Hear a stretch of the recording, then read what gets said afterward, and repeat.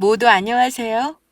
저는 서울 종로구에 살고 있는 40대 중반의 여성인데요. 수많은 역경을 겪으며 기구한 인생을 살아온 사람이기도 합니다. 독하디 독한 시모에게 모진 시집살이를 당하다 하나밖에 없는 딸과 함께 바란남 남편에게 버림받았으니까요. 전부 지나간 일이지만 그때의 시간을 떠올리면 제가 어떻게 그 힘든 시간을 견뎌왔을까 하는 생각도 듭니다. 그때는 남편과 이혼한 후 앞으로 딸아이를 데리고 뭘 해먹고 사나 걱정하며 앞길이 막막했었는데 지금 생각하면 그런 인간 같지도 않은 놈과 이혼하길 정말 잘했단 생각입니다. 그렇지 않았다면 정말 전 나중에 아주 땅을 치고 후회했을 테니까요. 남편과 헤어지고 빛나는 저의 인생 2막이 시작되었으니까요. 남편과는 지인의 소개를 통해 만나 연애 결혼을 하게 되었는데요. 지인과 함께 있는 절 우연히 보게 된 남편이 저에게 첫눈에 반했다고 하더라고요. 그래서 지인을 졸라 저와 소개팅을 하게 되었고요. 사실 남편과 연애를 할 때만 해도 전 결혼까지 할 생각은 없었습니다. 그러나 저를 너무 사랑해주는 헌신적인 그의 모습에 마음을 고쳐먹게 되었던 것이죠. 왜냐하면 저는 아빠를 일찍 떠나보내고 홀레던 엄마가 계셨거든요. 엄마는 시장에서 작은 식당을 운영하시며 힘들게 저를 키워내셨습니다. 그런데 막상 그런 엄마를 두고 결혼을 하려니 마음에 걸리더라고요. 그런데 엄마는 그런 제 마음을 어떻게 아셨는지 아무 걱정하지 말고 그이와 결혼하라고 하더라고요. 엄마는 언젠가 저보다 일찍 떠날 사람이라고 그렇게 되면 세상에 저 혼자 남게 된다며 저에게도 평생을 함께 해줄 가족이 필요하다면서요. 저를 혼자 두고 엄마가 세상을 떠나게 된다면 그게 엄마에겐 더욱 큰 걱정이라고 하셨죠. 그래서 저도 생각을 바꾸어 그이와 결혼하기로 마음을 먹게 된 것입니다. 그런데 그이와 결혼을 약속하고 시어머니를 만나러 시댁에 인사를 드리러 갔을 때부터 그리 순탄하지는 못했습니다. 시아버지를 먼저 보내고 홀로 되신 건 시어머니도 마찬가지일 텐데 홀 어미에다 시장에서 식당 일을 하는 저의 엄마를 보고 마음에 들어하지 않으신 겁니다. 아빠도 없는 데다 가난한 집 딸이라면서요. 그런 시어머니 때문에 속상한 것이 이만저만 아니었습니다. 저희 집이 가난했던 것은 맞지만 전 누구보다 귀하게 키워진 딸이었거든요. 혹여나 아빠 없이 가난하게 컸다며 사람이 무시할까 봐 엄마는 절 부족함 없이 키우셨습니다. 우리 찬수가 좋다니까 허락은 한다만 나는 솔직히 너 마음에 안 든다. 그러니 결혼하면 우리 찬수랑 나한테 잘해야 한다? 알겠니?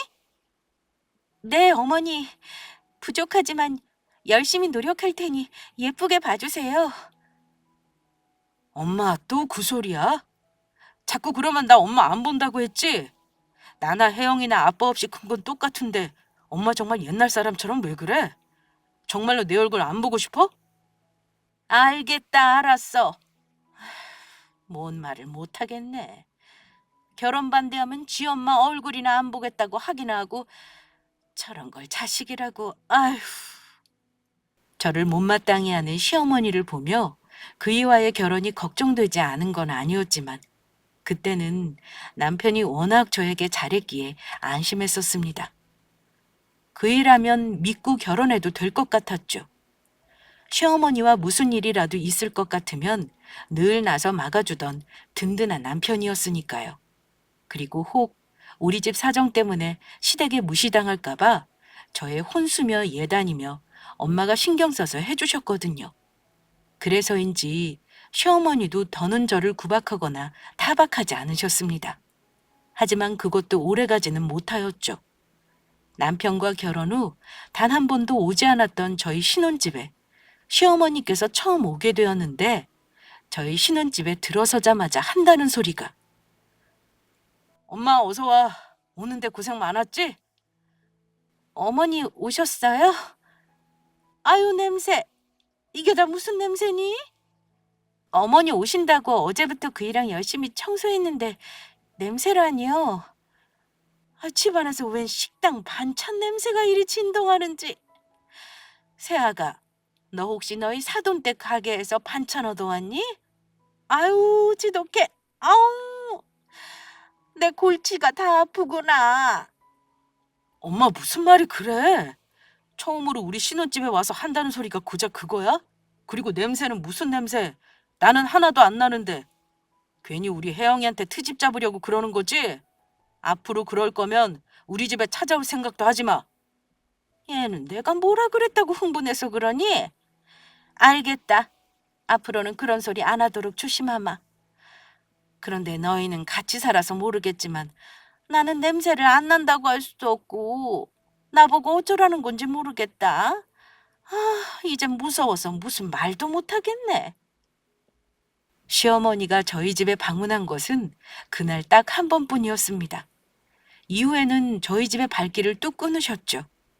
그리고 저를 괴롭히는 시어머니에 대한 남편의 감시가 심해지자 시어머니는 남편이 없는 데서만 저를 괴롭히기 시작하더라고요. 어느 날 저를 시댁으로 부르시더라고요. 그때 저는 임신 초기라 무리하지 않도록 조심하던 때이기도 했습니다. 어머니, 갑자기 그게 무슨 말씀이세요? 집에 제사라니요? 나도 깜빡하고 있었는데 글쎄 오늘이 돌아가신 뒤 시할머니 제사지 뭐냐?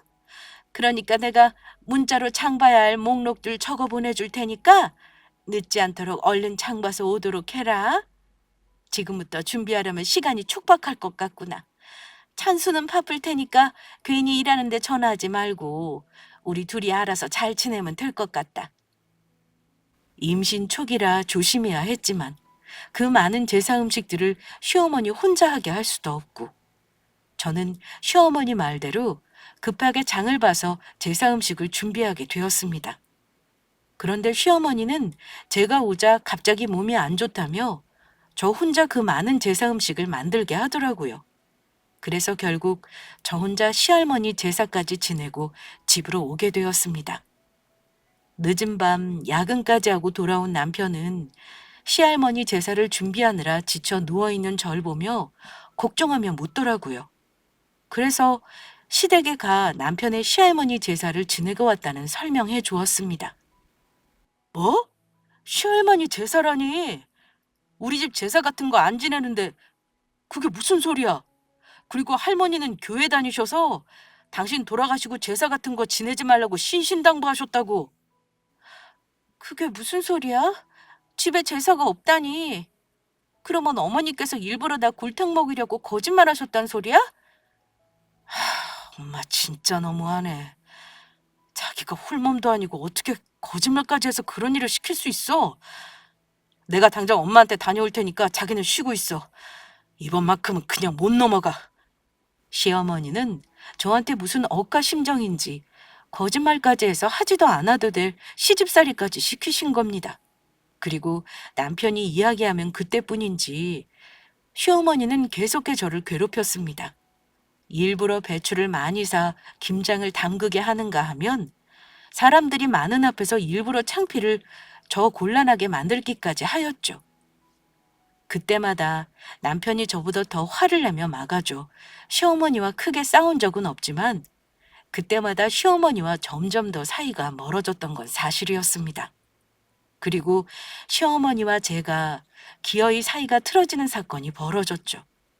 시어머니는 제가 아들이 아닌 딸을 낳았다고 아주 못마땅해 하셨는데 그게 어느 정도였냐면 딸아이가 태어난 날 꼴 보기 싫다며 아이 얼굴을 보러 오지 않을 정도였습니다.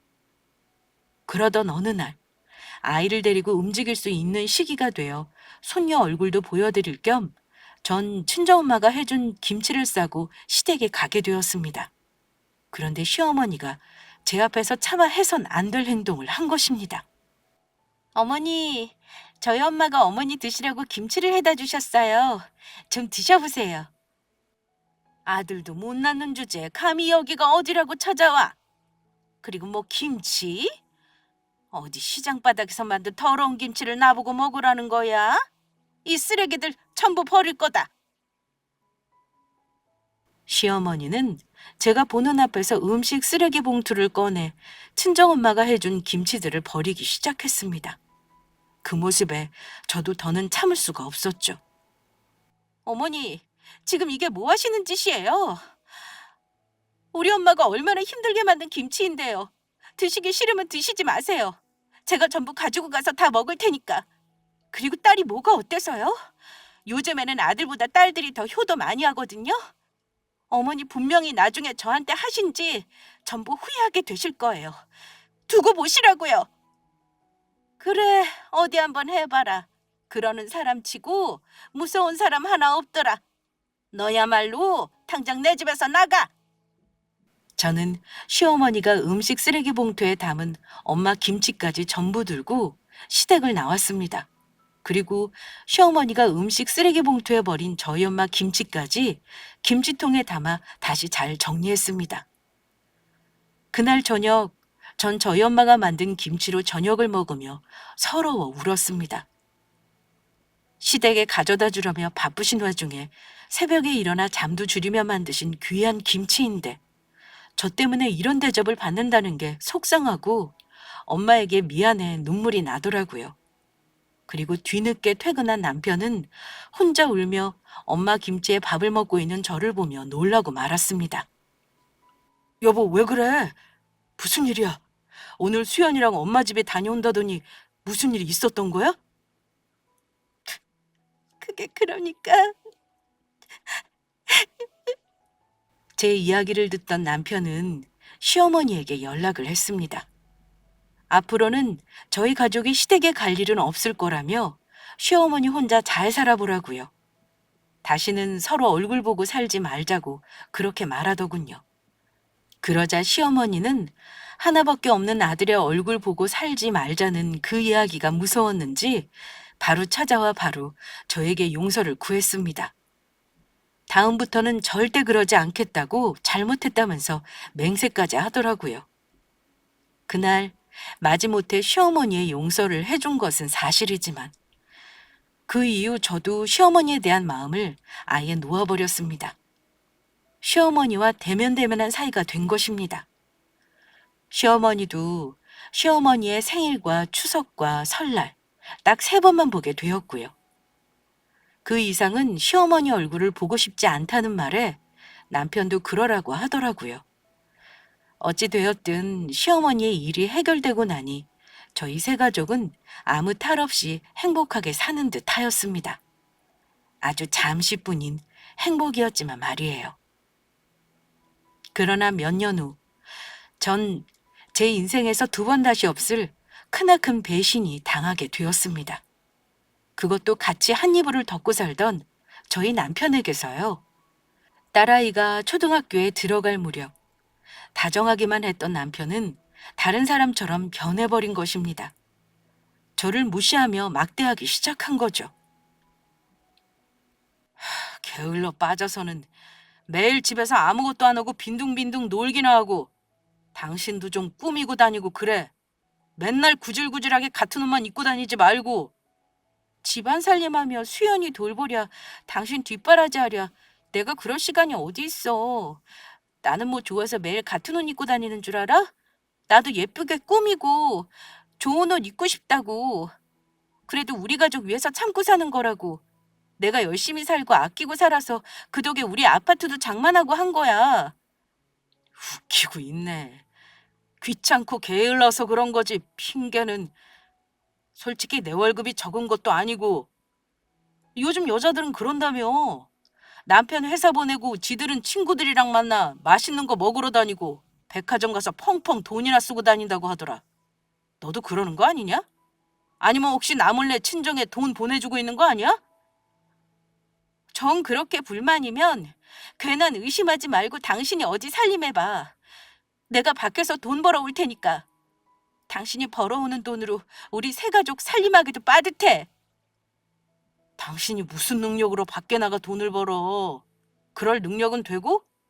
당신처럼 다 늙어 능력 없는 아줌마를 누가 써준다고. 저와 딸아이밖에 모르던 남편의 갑작스레 변한 모습은 너무하다는 생각이 들 정도였습니다. 너무나 충격적이라 딸아이 몰래 혼자 울기도 했었죠. 그래도 참고 기다리려 했습니다. 그러면 남편도 예전에 좋은 남편으로 딸아이의 아빠로 돌아와 줄 거라 믿었습니다. 자식이라도 없다면 어쩌면 정말 갈라설 고민을 했을지도 모르겠지만 자식이 있으니 참을 수밖에 없게 되더라고요. 그런데 얼마 지나지 않아 남편 놈이 그렇게 딴 사람처럼 변해버린 이유를 알게 되었죠. 남편이 저 몰래 바람을 피우고 있었던 것입니다. 남편의 행동이 이상해 의심하던 중이었는데 그이가 퇴근하고 씻으러 욕실에 들어간 사이 문자가 와서 우연히 확인하게 되었던 것입니다. 문자는 다름 아닌 남편과 바람난 상간녀에게 온 것이었습니다.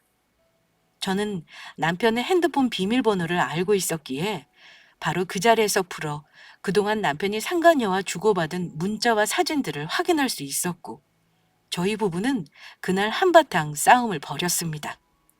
하지만 바람 피운 사실을 들킨 남편은 저에게 미안해하기는커녕 제 앞에 아주 당당했습니다.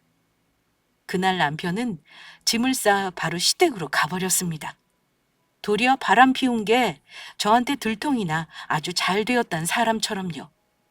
그리고 바로 시어머니한테서 연락이 오더라고요. 네가 우리 찬수 때렸니? 니까짓 게 뭔데 우리 아들을 때려? 잘생긴 우리 아들 얼굴이나 망가뜨리고 그러고도 네가 사람이냐? 그동안 찬수가 말려서 가만히 있었더니 네가 아주 나한테 죽고 싶어서 환장했구나. 이 근본도 없는 것.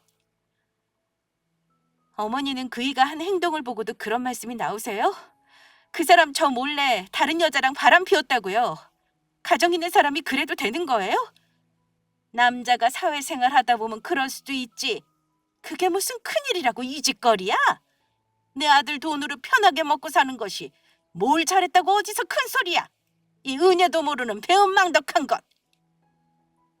아무리 자기 자식이라지만 바람 피운 남편 편을 든 시어머니를 보며 참으로 기가 막혔습니다.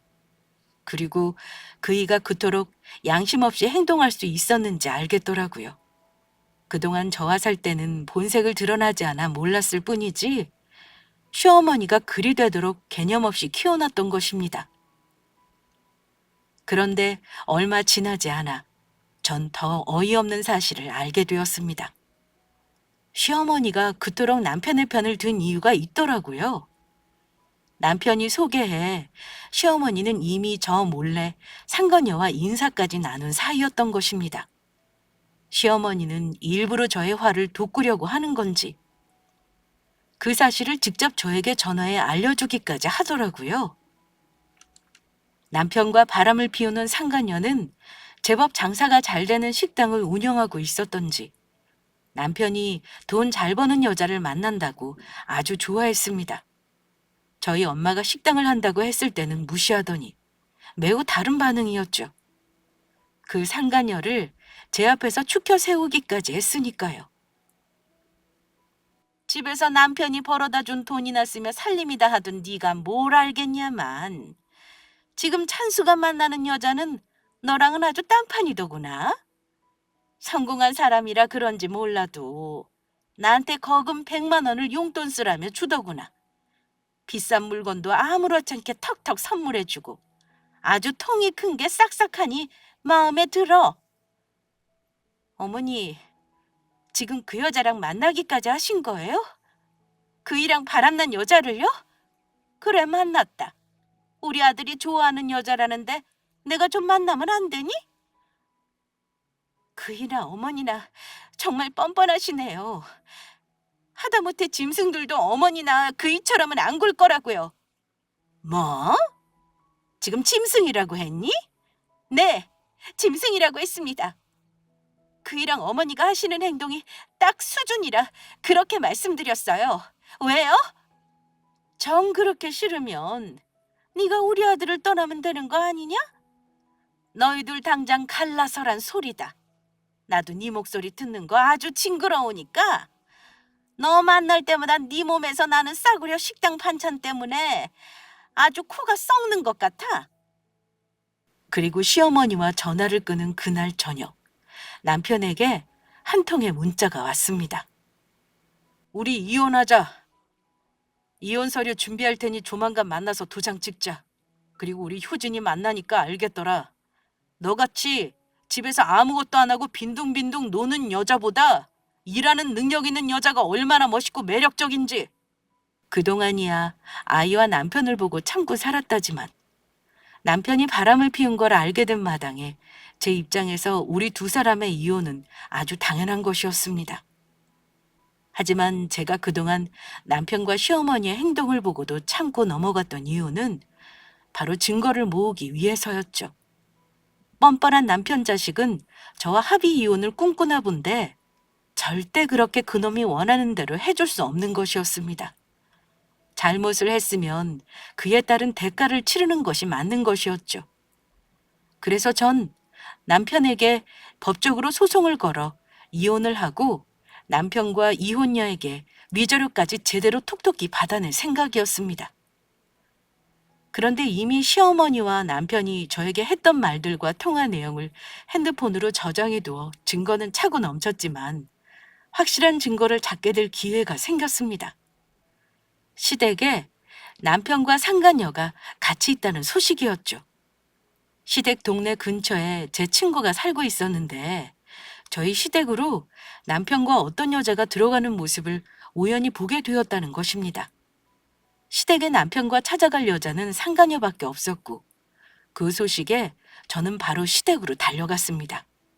증거를 찾기 위해서도 있었지만 아직 이혼도 하지 않는 저를 두고 남편이 상간녀를 시댁에 데리고 갔단 소리에 머리 끝까지 화가 났었습니다. 그리고 저의 벨소리에 문을 열어둔 시어머니를 지나쳐 거실로 가보니 상간녀와 웃으며 과일을 먹고 있는 남편의 면상이 보이더라고요. 저는 남편의 면상을 보자마자 바로 그이와 상간녀에게 달려들었죠. 이 개만도 못한 것들아! 그리고 남편을 집중적으로 패주었습니다. 그러자 시어머니와 상간녀는 저를 말리며 때리더라고요. 그래서 저도 지지 않고 시모와 상간녀에게 뺨까지 차례대로 갈겨주었습니다. 몸싸움이 끝난 뒤 어느 정도 상황이 정리되자 상간녀가 저를 향해 아주 당당하게 이야기하더군요. 저 그이 많이 사랑해요. 그러니까 이만 물러나 주시죠. 나도 너 같은 며느리 필요 없다. 아빠 없이 자라서 그런가 아주 배워먹지 못한 것이 무식해서는 어디 감히 시어머니한테 손찌검을 해? 내가 너라면 아주 징글징글해. 그래, 나도 아주 너라는 여자한테 질렸으니까 당장 갈라서자고. 그리고 우리 효진이는 나랑 결혼하면 너랑 다르게 아들도 낳아준다고 했어. 어머니가 먼저 저 때리셨잖아요. 그것도 바람 피운 당신 아들 편들겠다고. 그리고 당신 언제는 우리 딸 하나로 충분하다며? 왜 인제 와서 딴소리야?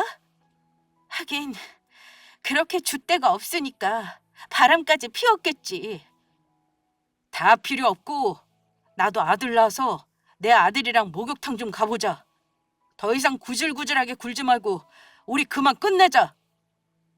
당연히 헤어져야지. 그러면 나랑 안 헤어지려고 그랬니?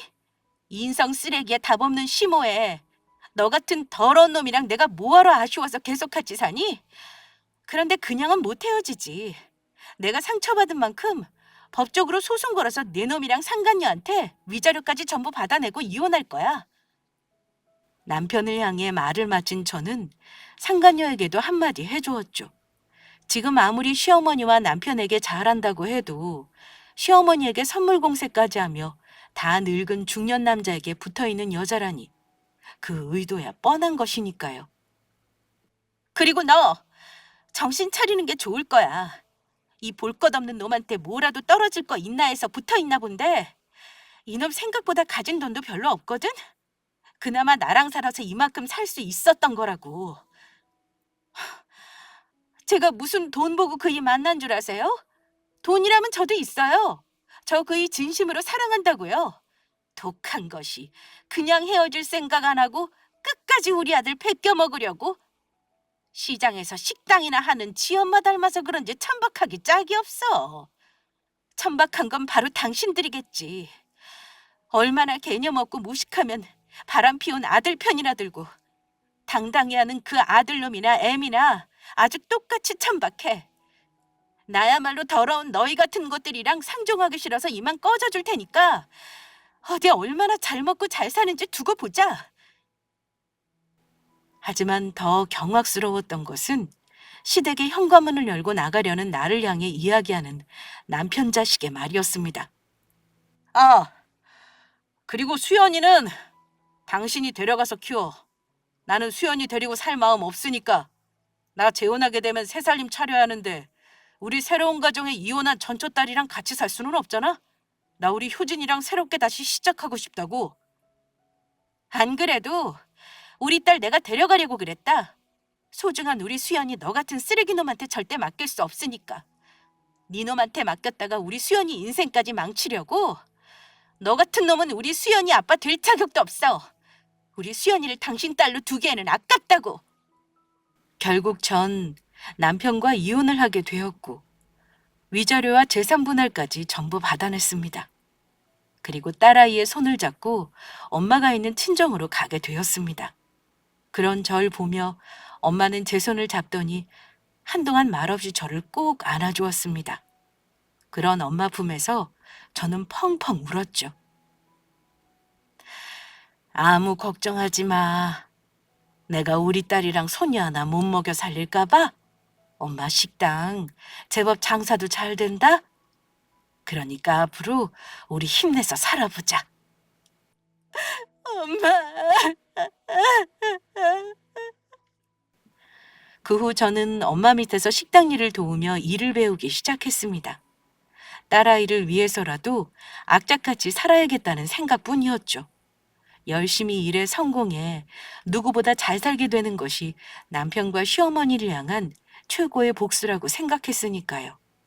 그런 놈을 만나 결혼을 하게 된 것은 인생에서 가장 후회되는 일이지만 하나밖에 없는 예쁜 딸아이를 낳게 된 것은 인생에 둘도 없는 선물이란 생각이었기에 과거를 생각하며 후회하기보다 앞을 보며 열심히 살아보기로 한 것입니다.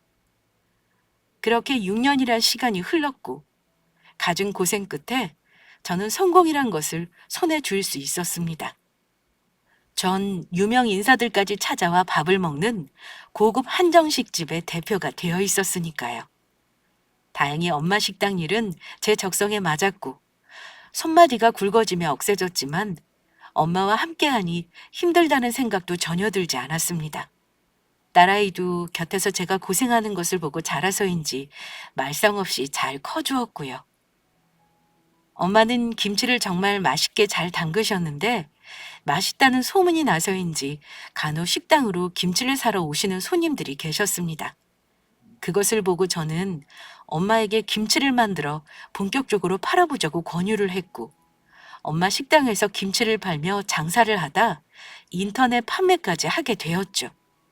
그러다 나중에는 가게를 넓혀 김치를 만드는 직원까지 두게 되었고 잘 사는 사모님들까지 저희 가게로 직접 찾아와 김치를 주문하게 되었습니다. 저한테 그런 사업 수단이 있는지 몰랐지만 엄마와 저는 점점 더 큰 돈을 만지며 번 돈이 감당할 수 없을 정도가 되었습니다. 그리고 결국 엄마와 저는 꿈을 이루게 되었죠. 나중에 큰 식당을 여는 게 꿈이었는데 열심히 김치와 음식들을 연구해 엄마와 그동안 모아둔 돈으로 김치를 모티브로 한 고급 한정식 집을 열게 된 것입니다. 저희 집 가게 상호를 직접 밝힐 수는 없지만 저와 엄마는 그간의 고생을 보상받듯 큰 성공을 이루게 되었습니다. 고객님들이 가장 좋아하시는 메뉴 중에 하나는 식사 마지막에 나오는 김치말이 국수였는데 엄마가 시장에서 식당을 할 때부터 잘 나가던 인기 메뉴를 고급화시킨 버전이었습니다. 이렇게 말하면 웃기지만 남편이 바람 피워 이혼한 덕에 이루게 된 성공이기도 했습니다. 그런 쓰레기 놈이 더 늦기 전에 본색을 드러내주어 아주 고맙다는 마음이 들 정도였으니까요. 그리고 더는 과거의 시모와 남편 일을 떠올려도 아무렇지 않게 되었습니다. 그런데 어느 날 그런 과거 일을 떠올리게 되는 사건이 저에게 벌어지고 말았습니다. 아니, 더욱 정확히 말하자면 생각지도 못하게 제가 당했던 일에 대해 제대로 된 복수를 할 기회가 생기고 만 것입니다.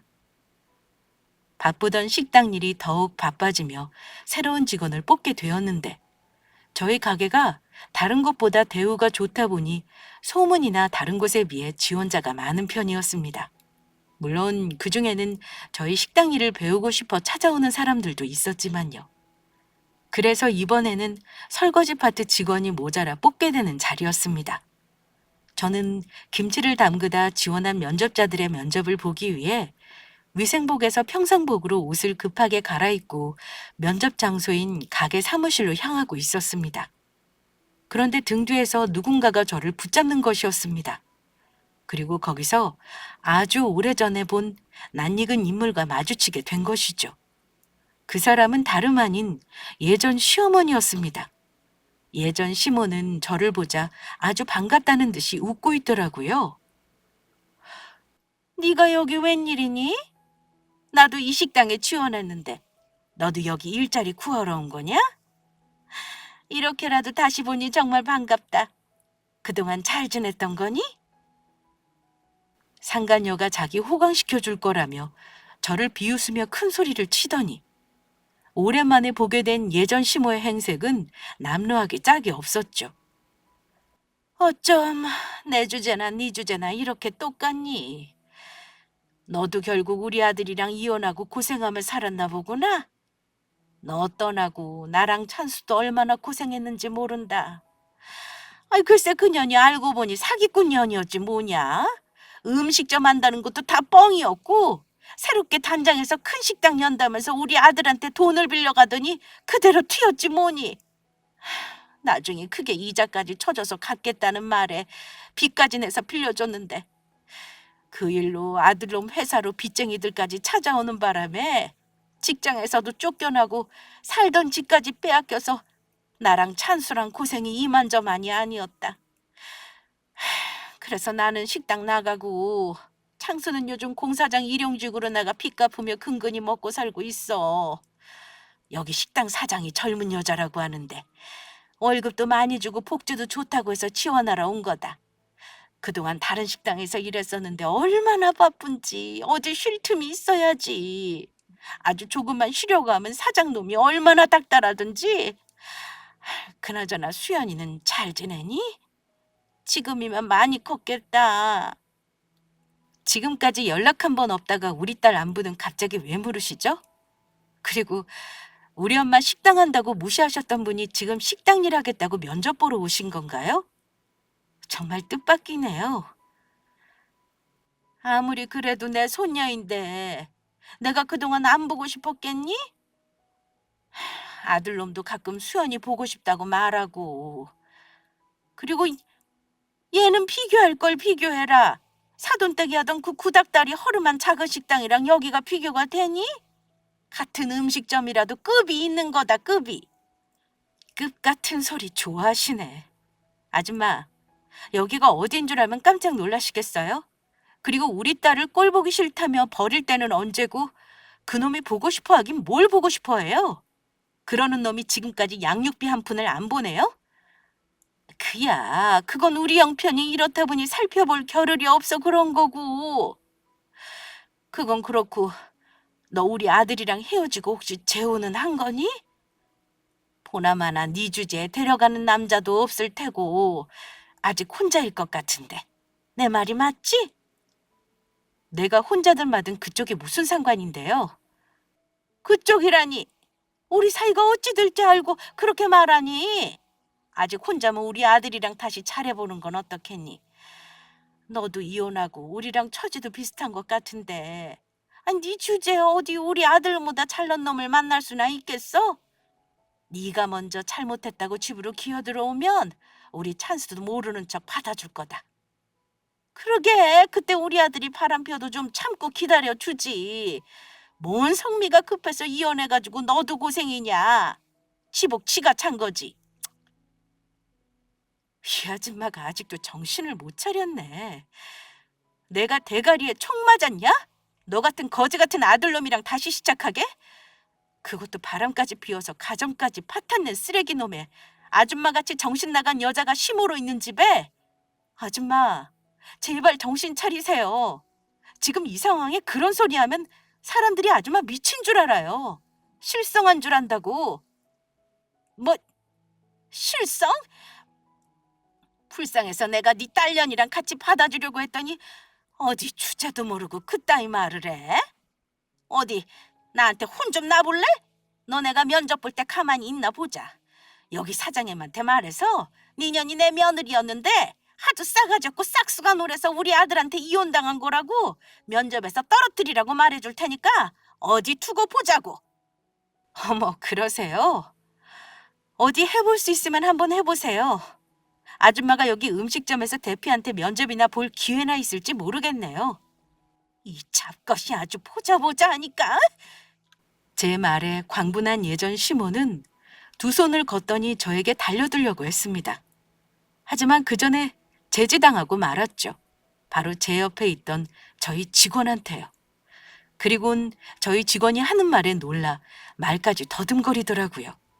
오늘 저희 식당에 면접 보러 오신 분 같은데 아까부터 저희 대표님께 뭐 하시는 짓입니까?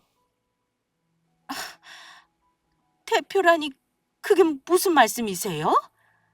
아까부터 아줌마가 저희 대표님께 며느리 어쩌고 저쩌고 하며 계속 예의 없게 굴고 계시지 않습니까? 그게 무슨 소리인가요? 저희 며느리 보고 대표님이라니. 그러면 애미 네가 여기 사장이라는 소리니? 그래, 내가 여기 대표다. 우리 엄마랑 같이 연 엄마랑 내 식당이다. 어쩔래? 그것도 모르고 뭐? 우리 엄마 식당이랑 여기는 급이 달라? 내가 싹수가 노래서 이혼을 당한 거라고 사장한테 말해 면접에서 떨어뜨리게 할 거야? 그런데 이걸 어쩌나? 여기 대표가 바로 나인데 당신 우리 엄마가 만든 김치 더럽다면서 내가 보는 앞에서 음식 쓰레기 봉투에 버렸었지? 그래놓고 감히 그런 우리 엄마랑 내 식당에 면접을 보러 와? 우리 엄마랑 나랑 당신이 음식 쓰레기 봉투에 버린 그 김치로 이렇게 성공했어. 이혼한 지가 언제인데 누구 보고 애미야. 든든기 더럽게. 그러니까 그게 애미야. 내가 나쁜 뜻으로 한 소리가 아니고 그냥 여기 음식점이 너무 좋다 보니까 그렇게 말한 거다. 그러니 제발 오해하지 말아다오. 대표님, 지원자들 다 모였습니다. 그러니 저런 이상한 사람은 신경 쓰지 말고 어서 가시죠. 큰 대표님께서 기다리십니다. 다른 직원들한테 말해서 식당에 이상한 사람 들어왔으니 바로 쫓아내라고 하겠습니다. 아가, 안 된다. 이렇게 무릎 꿇고 빌 테니 제발 나 여기서 일 좀 하게 해다오. 네가 시키는 건 뭐든지 하마. 네 신발이라도 핥으라면 핥으마. 사실 전 식당에서 일 못한다고 잘려서 나 여기 아니면 갈 곳도 없어. 아는 사람 좋다는 게 뭐니. 그러니 제발 한 번만 차비를 베풀어다오. 큰 대표라고 하는 사람이 사부인한테 잘 좀 말해서 제발 나 좀 써주면 안 되겠니? 저를 붙잡고 매달리는 예전 시모를 향해 저는 마지막이 될 한마디를 해주었습니다. 자비 같은 소리하고 앉아있네. 됐고요, 아줌마. 오늘 내 식당으로 면접 보러 왔다고 했죠? 그러면 두고 볼 것도 없이 바로 그 결과를 말씀드릴게요. 김순덕 씨, 오늘 면접에서 탈락하셨습니다. 그러니 앞으로 우리 다시 보지 말자고요. 아시겠어요? 최 실장님, 이 이상한 아줌마 바로 내쫓아 주세요. 다시는 식당에 얼씬도 못하게 부탁드려요. 예, 대표님, 알겠습니다. 아이고, 저렇게 내 며느리가 성공할 줄도 모르고 내가 내 복을 찾네. 저리 능력 있는 며느리를 못 알아보고 아들놈이랑 이혼시켰으니 애미야, 다시 한 번만 받아오. 아니 대표님, 저 좀 한 번만 살려주세요. 제발 한 번만. 과거 일은 전부 잊었다고 생각했는데 직원들에게 끌려가는 예전 시모를 보니 10년 묵은 채증이 내려가는 듯 아주 시원했습니다. 하지만 정신 나간 시모는 거기서 끝낼 생각이 없는지 얼마 후 눈치 없이 전 남편까지 데리고 저희 가게로 쳐들어왔습니다. 그것도 저희 직원들에게 행패까지 부리면서요. 우리 며느리가 여기 대표라고 이거 왜 이래? 아니 니들이 뭔데 나를 막아? 너희들 전부 잘리고 싶어? 여보, 당신 남편 왔어. 수연아, 네 아빠 왔다. 당신들 여기서 뭐 하는 거야? 여보, 내가 잘못했어. 우리 앞으로 다시 잘해보자. 당신 이렇게 잘 될 줄 알았으면 나 그런 이상한 여자랑 바람 같은 거 안 피웠다고. 그래, 애미야. 어차피 너도 혼자고 우리 찬수도 혼자니 서로 다시 잘해보자꾸나. 아이도 있는데 수연이를 생각해서라도 네가 이래선 안 되지 않니? 네 딸을 아빠 없는 아이로 키우고 싶어? 엄마 말이 맞아. 여보, 우리 수연이 생각해서라도 제발 우리 다시 시작하자. 그걸 아는 인간들이 나한테 그랬니? 바람난 상간녀 편들어주다가 쫄딱 망한 주제에 감히 어딜 찾아와서 행패야? 그런데 그때 우렁찬 목소리가 들려왔습니다. 예전 시모와 전 남편의 소란에 바로 저희 엄마가 나타난 것입니다. 이것들이 지금 우리 딸한테 뭐 하는 짓이야? 귀한 우리 딸이랑 소녀까지 버리고 울게 만들 때는 언제고 뻔뻔하게 여기서 어지라고 찾아와? 사부인 그러지 마시고 애미도 혼자니 우리 아들이랑 다시 시작할 수 있게 부탁 좀 드려요. 네, 장모님. 그러지 마시고 저 수연이 엄마랑 다시 시작할 수 있도록 잘 부탁드립니다. 저 아직 수연 엄마 사랑합니다. 아직 이 사람 못 잊었다고요. 우리 잘난 딸이 뭐가 아쉬워서 너희같이 글러먹은 것들이랑 다시 인연을 맺어? 우리 딸 이혼했어도 여기저기서 며느리 삼고 싶다고 서로 소개시켜달라고 아주 난리인데 주제도 모르고 감히 누굴 넘봐? 내 딸은 세상에서 제일 귀한 내 목숨보다 소중한 하나밖에 없는 보물이라고. 알아 이것들아? 니들이 오늘 아주 잘 만났다. 내가 아주 니들 다시 만날 날을 벼르고 있었는데 니들도 우리 딸 눈물 흘린 만큼 아주 어디 짠내나게 다시 당해봐. 엄마는 그렇게 말하며 손에 들고 있던 배추를 절여놨던 소금물이 든 양동이를 시모와 남편에게 끼얹어 버렸습니다. 니들이 그런 귀한 딸은 똥물에 빠지게 하겠냐? 이 썩은 내 나는 똥물도 아까운 것들아. 에라 이거나 처먹어라. 예전 시모와 전 남편은 홀딱 젖은 채 직원들에게 끌려 쫓겨났습니다. 그리고 다시 한번 찾아왔다가는 영업방해를 신고하겠다는 엄마의 말에 겁을 먹었는지 그 뒤로는 찾아오지 않더라고요. 다음에 다시 찾아올 때는 엄마가 태양 쪽 고춧가루를 섞은 물을 끼얹어 버릴 거라고 했거든요. 엄마가 그렇게 직접 예전 시모와 전 남편을 혼내주자 얼마나 든든했는지 모릅니다. 그동안 쌓였던 오랜 서름까지 전부 씻겨나가는 듯 했죠. 시모와 남편이 떠난 후 얼마 지나지 않아 남편의 아는 지인을 통해 들은 소식에 의하며 저희 엄마한테 그렇게 혼이 나고 갔던 시모와 남편은 서로 된통 싸웠다고 합니다. 서로 잘 못해서 돈 잘 버는 성공한 며느리를 놓쳤다고요. 그렇다고 따로 떨어져 살 형편도 안 되니 월세로 사는 반지하에서 남남처럼 지내고 있다고 합니다. 악하게 살다 결국 본인 인생을 최악으로 몰고 간 두 사람이었죠. 초등학생이던 딸아이는 이젠 중학생이 되어 고생한 엄마 호강시켜 주겠다며 열심히 공부하고 있습니다. 그런데 영 공부에는 소질이 없는지 성적이 노력한 것에 비해 나오지 않더라고요. 그런데 그게 뭐 중요하겠어요? 딸아이가 건강하게 자라 행복하게 살아주면 저는 더 바랄 것이 없습니다. 딸아이가 저를 닮아 음식에 소질이 있는 것 같은데 바라는 것이 있다면 나중에 음식 공부를 해 유명한 요리사가 되었으면 좋겠습니다. 아니면 저와 엄마의 가게를 물려받아도 좋고요. 하지만 강요는 하지 않으려고 합니다. 딸아이에게도 딸아이의 인생이 있으니 딸아이의 길을 곁에서 지켜보며 응원해 주려고 해요. 저희 엄마가 저한테 그랬던 것처럼요. 그렇게만 한다면 잠시 흔들리더라도 저처럼 딸아이도 자기 인생을 찾아 잘 살아가게 될 거라고 믿습니다. 그리고 엄마랑 저는 지금까지 계속해 김치를 연구하며 열심히 공부하고 있습니다. 식당에 내놓을 김치를 재료로 한 여러 요리도 계속 개발 중이고요. 제 인생에서 언제가 제일 행복했냐고 묻는다면 아마 그건 엄마와 작은 식당 일을 하며 딸아이와 같이 살게 된 그때부터 지금까지라고 말하고 싶습니다.